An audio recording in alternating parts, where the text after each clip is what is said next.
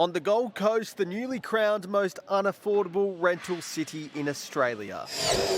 They're building the family dream in a factory. We actually do everything from start to finish here. So we do all the frames in-house. This 2-bedroom home will be ready for residents within 2 days. Electricals and plumbing included.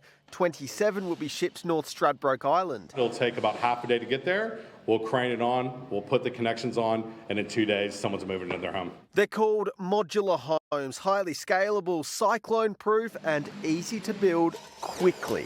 We can be producing 1 home per day. They're looking for land in the Gold Coast's north. The exercise is about bringing affordable housing. The next stage is not moving out, but going up. In the works, factory-built multi-storey buildings that can be finished twice as fast. ModnPods has done a deal with a major high-rise developer. Modular is not a choice of do we do traditional or that. It's this and that at the moment. So we need to get firing on both. New mixes in the housing toolbox. Declan Milton, 7 News.